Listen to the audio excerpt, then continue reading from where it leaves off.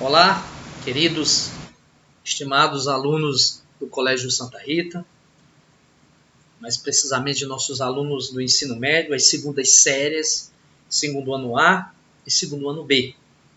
Vamos dar continuidade às nossas videoaulas.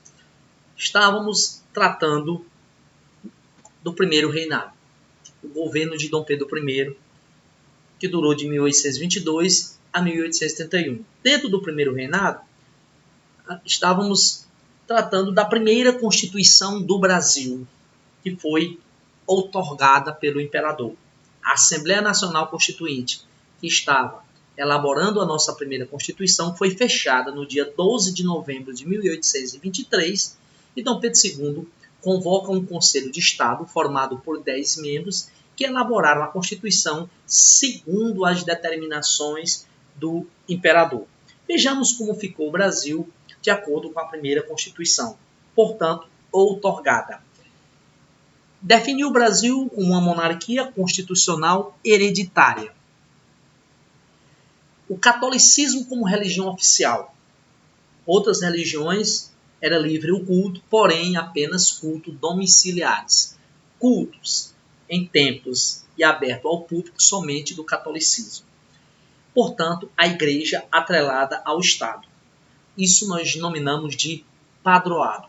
Qualquer determinação oriunda do Vaticano, para ser acatada na Igreja Católica Brasileira, tinha que ter o cumpra-se do imperador. Como ficou o sistema político? A normalidade são 3 poderes de acordo com os princípios da obra de Montesquieu. Porém, Dom Pedro I, de acordo com a primeira Constituição, determinava que o Brasil deveria ter 4 poderes. O poder executivo, exercido pelo imperador e ministros, o poder legislativo, exercido por 2 casas legislativas, o Senado, cujo cargo era vitalício, só haveria eleição para o novo senador quando um senador morresse. A Câmara, eleita a cada 4 anos, o poder judiciário e o poder moderador. Esse poder dava ao imperador liderança sobre os demais poderes, exclusivo do imperador. Esse poder tinha proeminência sobre os demais poderes, dava permissão ao imperador fechar qualquer um dos demais poderes. Ou seja, o poder moderador estava acima de todos os poderes. Com relação aos governos das províncias, cabia ao imperador, de acordo com a nossa Constituição, indicar os governadores das províncias. E esses ficavam no poder até quando o imperador determinasse. No Piauí, por exemplo, o primeiro governador do Piauí, após a independência do Brasil, foi o Manuel de Souza Martins. Indicado por Dom Pedro I, permaneceu no poder do Piauí durante 20 anos, de 1823 a 1843. Veja como ficou aqui o organograma político conforme a nossa primeira Constituição. Com relação à cidadania, como ficou definido os eleitores no Brasil? Quem tinha direito de escolher os deputados ou senadores quando um senador viesse a falecer? Porque o cargo de senador era vitalício. Vejamos como ficou de acordo com a nossa primeira Constituição. O voto censitário e indireto. Ou seja, para ser eleitor, apenas homens a partir dos 25 anos, portanto as mulheres estavam excluídas do direito de voto, e ainda esses tinham que comprovar um rendimento mínimo anual.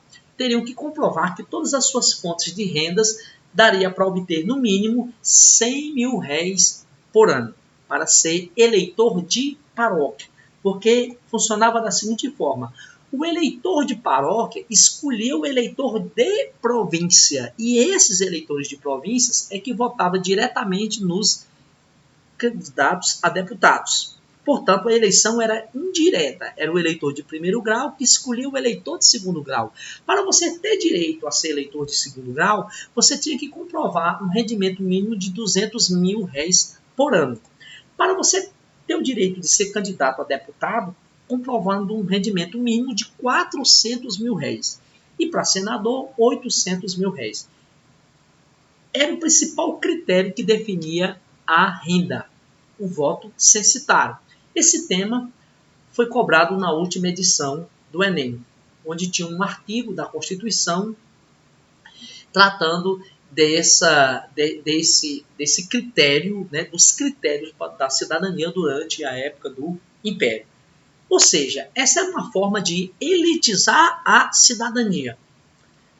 Somente os ricos que tinham o direito de participar da vida política do Brasil. Isso chegava não mais do que 3% da população. Para vocês terem uma ideia, a cada 30 homens, apenas um tinha critério de votar diretamente nos candidatos. Portanto, funcionava mais uma vez da seguinte forma o sistema eleitoral brasileiro. Para ser eleitor de paróquia, homens a partir dos 25 anos e que comprovasse um rendimento mínimo de 100 mil réis. Elegia o eleitor de província, que tinha que comprovar um rendimento mínimo de 200 mil réis, e esse eleitor de província que votava nos candidatos a senadores, lembrando que o cargo de senador era vitalício, somente havia uma eleição para um senador quando um morresse, e elegia os deputados a cada 4 anos. Para ser candidato a deputado, tinha que comprovar um rendimento mínimo de 400 mil réis por ano. E para ser candidato a senador, teria que comprovar um rendimento de 800 mil réis ao ano. Esse era o critério que definia a cidadania durante a época da monarquia. A primeira revolta que aconteceu no Brasil após a independência contra o governo, contra o imperador, começou em Pernambuco. Vamos lembrar que o último movimento separatista que ocorreu no Brasil foi a Revolução Pernambucana de 1817, na época do período colonial. E o primeiro movimento contra o governo após a independência do Brasil também foi em Pernambuco, começou em Pernambuco e recebeu adesões em províncias vizinhas. Foi, portanto, o primeiro movimento separatista do Brasil após a independência contra a autoridade do imperador. As causas desse movimento foi principalmente uma reação a esse excesso de autoritarismo de Dom Pedro I, além da crise econômica a qual aquela província passava devido à decadência do ciclo do açúcar, os altos impostos.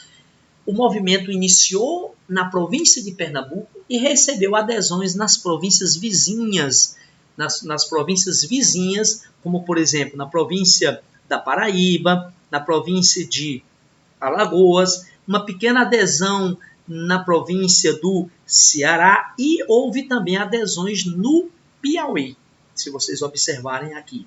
Adesões na Vila Parnaíba, na Vila de Campo Maior. O movimento começou em julho de 1824, onde eles proclamaram uma república que duraria de julho a setembro.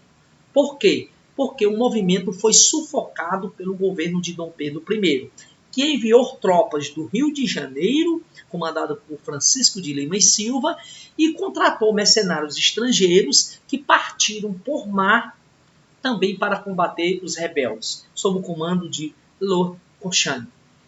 Resultou que o movimento foi sufocado e a ordem do imperador era para executar seus principais líderes, ou seja, punir com a morte. E assim o movimento foi sufocado, houve prisões e execuções de seus principais líderes, dentre eles, lembramos de Joaquim do Amor Divino, conhecido como Frei Caneca, que foi fuzilado.